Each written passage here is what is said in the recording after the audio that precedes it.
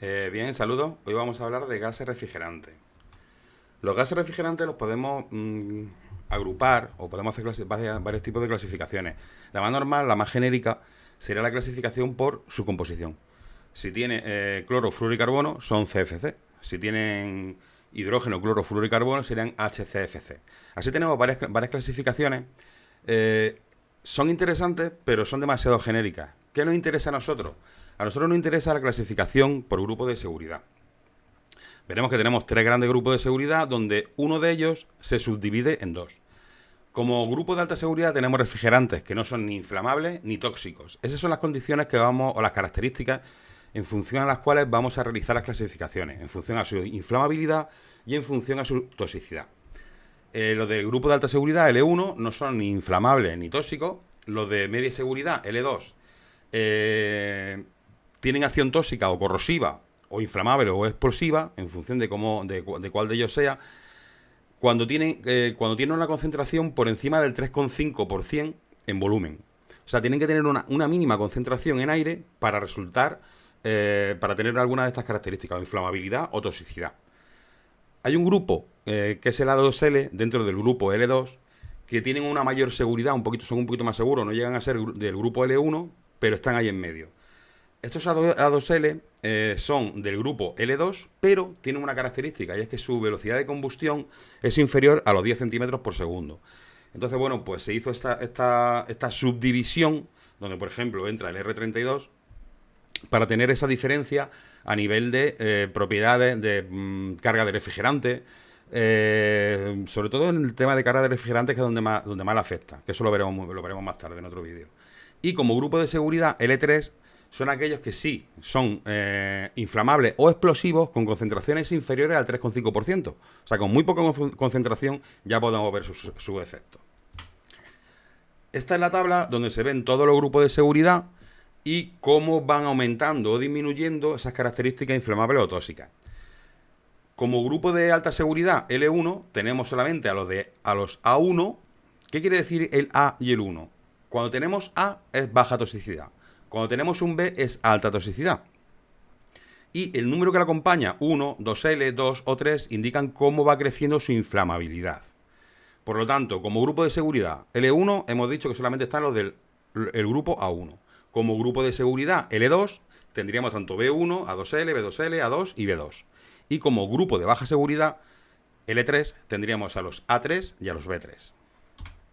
¿Qué quiere decir que un refrigerante es inflamable? ¿O cómo se mide su inflamabilidad? Para eso tenemos que tener en cuenta dos conceptos. Tenemos que saber cuál es el límite inferior de inflamabilidad, que veremos más tarde que están tabulados. Hay una lista donde están todos estos parámetros por cada uno de los refrigerantes.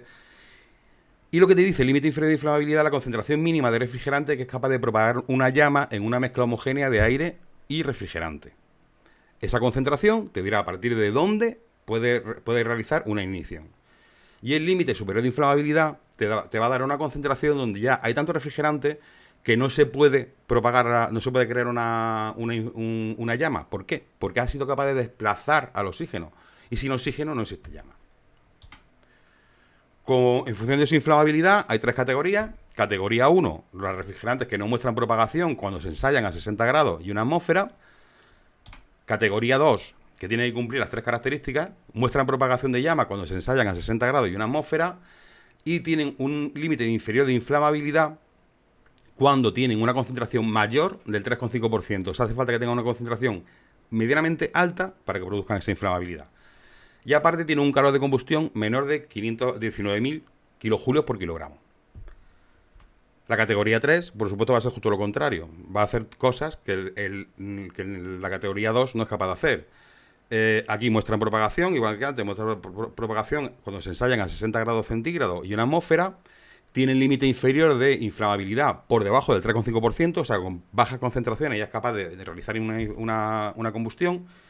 Y su calor de combustión es mayor a 19.000 kilojulios por kilogramo. Ya sabemos que hay tres categorías por la inflamabilidad, y por la toxicidad hay dos. La categoría A, que sería refrigerantes cuya concentración en el tiempo no tiene efecto sobre un trabajador que se vea expuesto a ese refrigerante durante 8 horas diarias y 40 horas semanales, y ese valor de concentración umbral, vamos a decir, son los 400 mililitros por metro cúbico, que cuando hablamos de mililitros por metro cúbico podemos hablar en partículas por millón, que es más usado, ¿vale? Mililitros en metro cúbico, si hacéis la conversión entre volumen, veréis que son partículas por millón.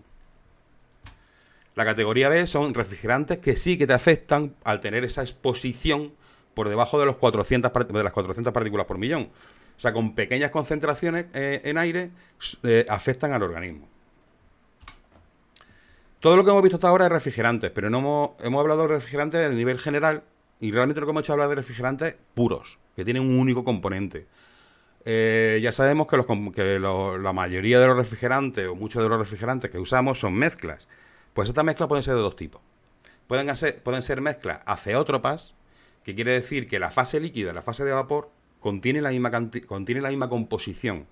Si en un recipiente metemos un refrigerante azeótropo, la composición que hay en el líquido y la que hay en la zona de gas es la misma. ¿Por qué? Porque los dos tienen puntos de ebullición iguales. O sea, al hervir uno, hierve el otro. Con lo cual, si abajo hay una composición 50-50, al evaporar los dos, en el gas vamos a tener una composición 50-50 o 40-60, ¿vale? ¿Qué quiere decir que sea ceótropo? Ceótropo quiere decir que uno de los dos refrigerantes, o de los tres, o de los cuatro, las mezclas pueden ser de todos los componentes que se quieran, va a empezar a evaporar o a hervir antes, con lo cual va a haber más cantidad de ese refrigerante en el gas que en el líquido, hay un desequilibrio, ¿vale? Por eso se dice que cuando tenemos, depende de qué refrigerante, por ejemplo el 407C, y tenemos una fuga, hay que sacar todo el refrigerante de la máquina y volver a meter 407C puro, puro, con la mezcla inicial. ¿Por qué? Porque al crearse esa fuga, no sabemos cuál de los refrigerantes se ha evaporado. Lo normal es que se evapore el que tiene el que tiene menor punto de ebullición. Con lo cual ya no tenemos 407C, tendríamos otra cosa totalmente diferente. Bien, cuando tenemos las mezclas, al producirse esos desequilibrios por las evaporaciones desiguales, nos podemos encontrar que podemos clasificar el refrigerante de una forma cuando tiene la concentración o la composición inicial y de otra forma cuando tiene esa fuga que no sabemos cómo fuga, porque uno de los componentes evapora antes. Con lo cual, todas esas clasificaciones que hemos visto antes, A1, B2, A2L, B3, cuando tenemos mezclas, tenemos que poner dos clasificaciones separadas por una barra oblicua. La primera sería la clasificación con la composición inicial del refrigerante y la segunda sería la clasificación con la peor de los desequilibrios que nos podemos encontrar ante una fuga, ante una descomposición por evaporación de ese refrigerante. Bien, ya que hemos visto la clasificación, vamos a ver por qué los llamamos como los llamamos. ¿Cómo se hace para llamar a un refrigerante R134A, R22, R32, ¿vale? ASRAE creó un estándar, todos los documentos que crea ASRAE se llaman estándar, y en este caso se llama el estándar 34, donde daba una serie de normas para nombrar a los refrigerantes. Veremos que esto vale tanto para nombrarlo, como para que cuando tengamos el nombre de un refrigerante conozcamos cosas de él. Si la base del refrigerante es el metano, será de la serie 0. Si provienen de los etanos, o sea, con 2 carbonos, será la serie 100. Propano, 3 carbonos, será la 200. Los ceótropos, serie 400. Los aceótropos, 500. Los orgánicos serán 600. Y los inorgánicos serán la serie de los 700. Vamos a ver cómo se hace. Si tenemos la serie 100 o la serie 0, o sea que si provienen del metano o del etano, tendremos 4 números. Esto también se puede aplicar a la serie 200, pero lo he dejado conforme lo dice el ASRAE 34 para no desvirtuarlo, pero realmente sería la serie 0, la 100 y la 200. Y de hecho hay un caso muy interesante de la 200 que vamos a ver ahora. Tienen 4 dígitos. Diréis, pues yo he visto refrigerantes con 2. Vale, esos dígitos que no se ven son ceros. Son 4 dígitos y se empiezan a leer, se empiezan a nombrar o a hacer la nomenclatura de derecha hacia izquierda. El primer dígito, el de la derecha, será el número de átomos de flúor del compuesto. Luego tendremos que conocer la molécula para poder nombrarlo. Ese sería el que está más a la derecha. El siguiente, el segundo, sería el número de átomos de hidrógeno y le sumamos 1. El siguiente sería el número de átomos de carbono y le quitamos 1. Y el cuarto dígito sería el número de enlaces dobles. Este cuarto dígito, solamente hay un refrigerante que yo conozco, bueno, dos refrigerantes que lo tienen, que yo conozca, que son los 1, 2, 3, 4, ZE e IF. Vamos a ver ahora el caso, porque los enlaces dobles no son muy comunes, de hecho, como he comentado, solo conozco dos casos, pero existen. Si tenemos una molécula donde cambiando cosas de sitio, dejando las mismas piezas, los mismos átomos, obtenemos otra molécula diferente, se llama que es una isomería. Una isomería es lo que he comentado, una molécula donde cambiamos átomos de sitio. Ahora después lo veremos. Si un compuesto tiene isomerías, o sea, puedes crear varios compuestos con las mismas piezas, tendríamos letras en minúscula, por eso ahora veremos que el 407C es una C mayúscula, no una minúscula, donde es diferentes letras, el que tiene la mayor, el más simétrico no tendría letra, y luego las asimetrías se crearían a partir de letras A, B, C, ¿vale? Si tenemos la serie 400, que son las mezclas ceotrópicas, tendríamos también letras en función de su composición. Si tenemos una mezcla ceotrópica con dos compuestos, si alteramos esa composición, por ejemplo, de 50-50, le podríamos llamar no sé cuánto A, y si hacemos un 60-40, no sé cuánto B. Tienen los mismos compuestos, pero en diferente concentración. Luego van a ser refrigerantes diferentes. Si la mezcla es una ceotrópica, o sea, de la serie 500, no tienen orden, sino que se le van poniendo números a posteriori en función de cómo van apareciendo. Y si son refrigerantes inorgánicos, también lo veremos ahora, serán de la serie 700, y lo que hacemos es a ese 700 sumarle el peso molecular del refrigerante. Con lo cual, ahora veremos, por ejemplo, que el agua es un refrigerante, porque lo que tenemos que hacer es decir 700 más 18. 718, R718 sería el agua. Vamos a ver algunos ejemplos. Bien, el R22. El R22, cuando conocemos su molécula, vemos que proviene del metano, porque tiene un carbono único. Con lo cual, esto ya no sería R22, sería R0022. Pero por simplificar, se pone R22. ¿Cómo se hace la nomenclatura? Bueno, el primer 2, o sea, la parte hacia la derecha, sería el número de átomos de flúor, 2. Este otro 2 sería el número de átomos de hidrógeno, 1 más 1, 2. Y el número de átomos de carbono, 1 menos 1, 0.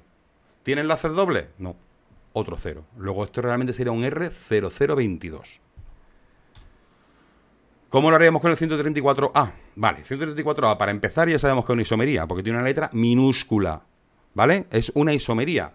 Si cambiáramos este hidrógeno por este flúor, obtendríamos otra molécula totalmente diferente, con otras propiedades frigoríficas. No sería R34A, sería un R34B, C, D o el que le toque. ¿Cómo se hace la nomenclatura? Bien, la isomería, eso ya la pone otra persona. No se dice, no hay una explicación de por qué es así. Bueno, sí hay una explicación, es que está muy simétrico, pero bueno, ya sería entrar en química. Pero si entramos en los números, veríamos que el número de átomos de flúor es 4. 4, un 4. Número de átomos de hidrógeno, 2. Menos 2 más 1, 3. Número de átomos de carbono, 2 menos 1, 1. Enlaces dobles, 0. Luego este sería el R0134A. El R32, como proviene del... Bueno, no lo hemos dicho, pero este proviene del etano, porque tiene 2 carbonos. El R32, como proviene del metano, porque solo tiene un carbono, pues haríamos lo mismo. Este sería un R0032. Número de átomos de flúor, 2. 2. Número de átomos de hidrógeno, 2 menos 1. 2 más 1, perdón. 2 más 1, 3. Número de átomos de carbono, 1 menos 1. Ese 0 que no está. Enlaces dobles no tiene, otro 0. R0032. Bien. Y este es el caso donde todo empieza a unirse y vemos ese compuesto que pocas veces se nombra con 4 dígitos. Aunque todos tengan 4 dígitos, algunos son 0, en este caso ninguno es 0. Bien. Proviene del propano, luego es una serie 200. El primer dígito a la derecha sería un 4, ¿por qué? Porque sería el número de flúor que tiene la molécula, 4. El siguiente sería el número de átomos de hidrógeno, 2 más 1, 3. El siguiente sería el número de átomos de carbono menos 1. 3 menos 2, 3 menos 1, 2. Y los enlaces dobles. ¿Cuántos tiene? 1. Pues entonces aquí va 1.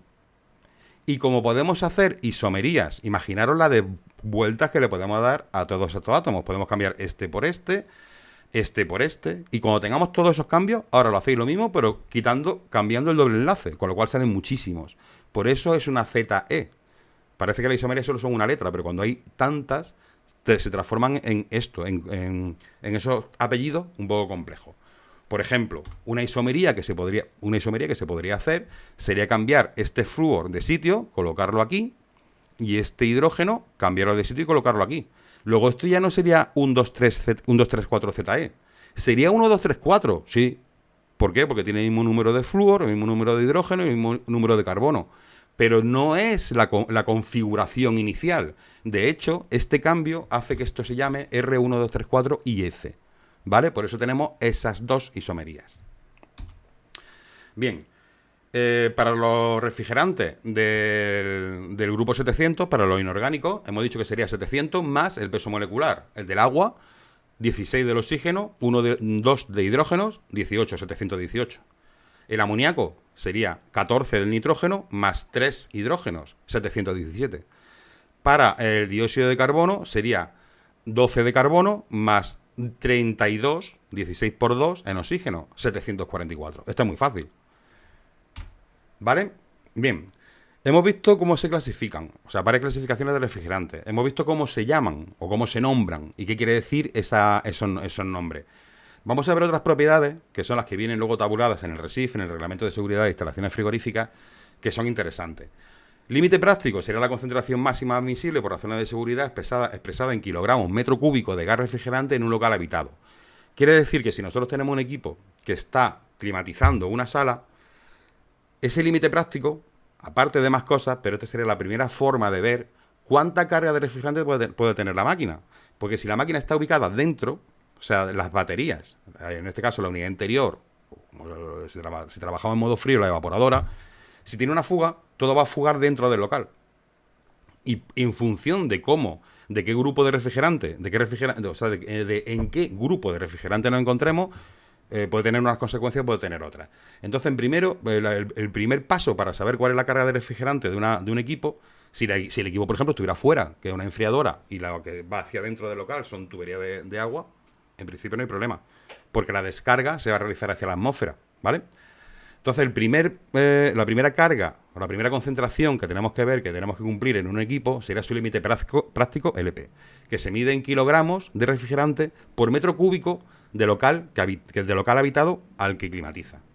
El ATEL, que sería el límite de exposición tóxica aguda, es la máxima concentración de refrigerante recomendada de acuerdo con la normativa, la 378/1, y destinada a reducir los riesgos de una peligrosa intoxicación aguda para los seres humanos en el caso de una fuga de refrigerante. ¿Vale? Pues sería eso también otra forma de ver cuánta carga de refrigerante tiene un equipo.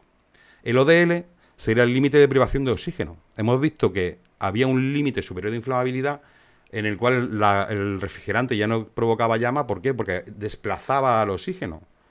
Entonces, sin oxígeno no se puede producir esa llama. Entonces, el ODL lo que te dice es cómo desplaza al oxígeno, a ese 18% de oxígeno que tenemos normalmente en el aire, con qué carga, con qué concentración es capaz de desplazarlo y provocar la asfixia. El PCA, que es el potencial de calentamiento atmosférico, igual lo conocéis más por el GWP, que nos dice qué poder de calentamiento en la atmósfera tiene respecto a la que tiene un kilogramo de CO2. O sea, si nosotros decimos, por ejemplo, que un refrigerante tiene un GWP de 1000, quiere decir que tiene más poder de calentamiento atmosférico que el CO2 en 1000 veces, ¿vale? Ahora los refrigerantes que estamos usando, casi todos están por debajo de los... No te voy a decir por debajo de los 1000, pero lo que intentamos es que estén por debajo de los 650, 675, 150, por ejemplo, el 1234 ZE, me parece que tiene un GWP de 7, ahora después lo vamos a buscar, ¿vale? Buscamos refrigerantes que tengan muy poco poder de calentamiento atmosférico. Luego tenemos el PAO, que sería el potencial de agotamiento de la capa de ozono, el ODP, que se llama, Ozone Depletion Potential, ¿vale? Que lo que nos dice es cómo afecta a la capa de ozono. Ya casi todos los refrigerantes tienen ODP 0. Es casi imperativo. En la tabla veremos que hay muchos refrigerantes que sí, pero ya que tienen ODP distinto de 0, pero lo normal es que ya no sean usados. Y luego tenemos el REP, que sería la clasificación de los refrigerantes según el reglamento de equipo a presión. Eso lo veremos en otro vídeo y veremos cómo en función de qué refrigerante se usa tendrá una clasificación y así podrá el equipo pasar o no pasar la reglamentación de equipo a presión. Es otro concepto diferente. Bien, para ver las características de los refrigerantes, lo mejor es que vayáis que buscáis esto en internet. Yo normalmente lo que pongo es BOE consolidado, Real Decreto o RESIF o 552-2019, ¿vale? De todas formas, por aquí tenéis la dirección, y no la tenéis, pero bueno, si ponéis eso, BOE RESIF consolidado, os llevará aquí, ¿vale? ¿Qué es lo que tenemos ahí? Pues tenemos esta tabla.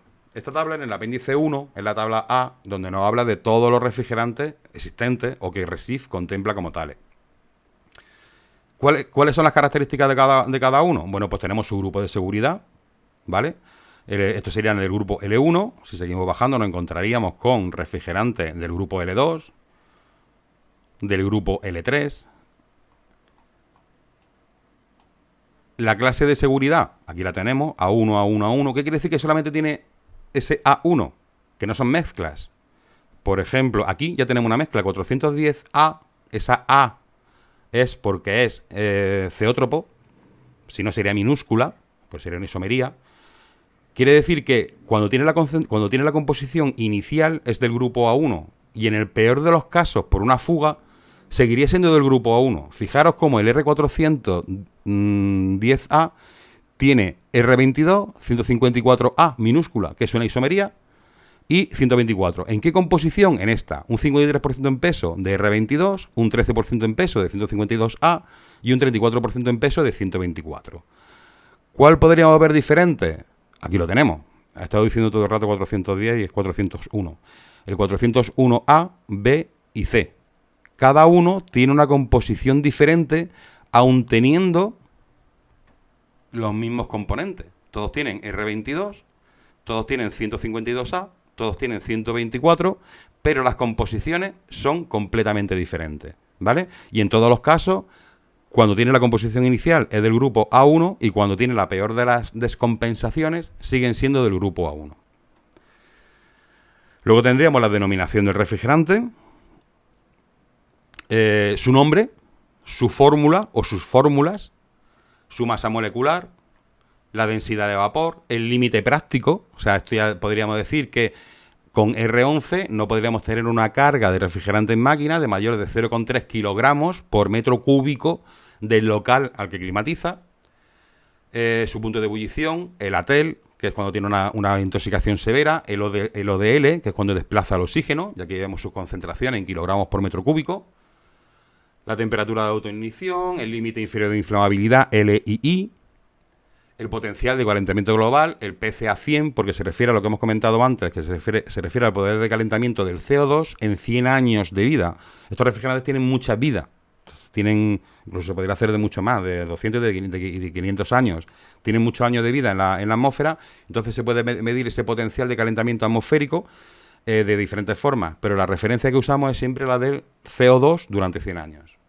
El poder de agotamiento de la capa de ozono, PAO, fijaros como tienen aquí, ya empiezan a aparecer ceros, y si nos vamos a los refrigerantes mayormente usados, 407C, 0, o sea que ya ese ODP es casi un imperativo que sea 0, que no afecten a la capa de ozono, y luego la clasificación para el reglamento de equipo a presión, ¿vale? ¿Cuál podemos ver que sea algo raro como hemos visto antes? El 1234ZE. Fijaros como el 1234ZE, el ZE y el IF, aun teniendo los mismos componentes, tienen el doble enlace cambiado. Perdón, ¿tiene el doble enlace cambiado o no? Bueno, es lo que hemos visto antes. Tienen carbono-carbono, flúor-flúor, tienen los mismos componentes, pero alterados en la molécula, ¿vale? ¿Cuál podríamos ver un poco más interesante? Por ejemplo, el 410, que tenemos A y B al ser mayúsculas. ¿Qué quiere decir? Que son dos compuestos, es una mezcla ceótropa con dos composiciones diferentes. O al 50% en peso, o uno tiene el 45 y otro el 55. Y en ambos casos tiene la misma clasificación con la composición original o con la composición más alterada. Isomerías, bueno, la que hemos visto en 1, 2, 3, 4 ZE y el IF, eso sería una isomería. Y bueno, a partir de aquí se pueden sacar muchos, pues se puede analizar muchísimo esta tabla, sacar toda su característica o alguna de ellas. De hecho, ya veremos en otros vídeos cómo todos estos valores, o la mayoría de ellos, se emplean para determinar características que tienen que tener los equipos para que estén acorde a RESIF o a, por ejemplo, a reglamento de equipo a presión. Vale, pues por hoy nos veremos en otro vídeo con más refrigerante. Hasta luego.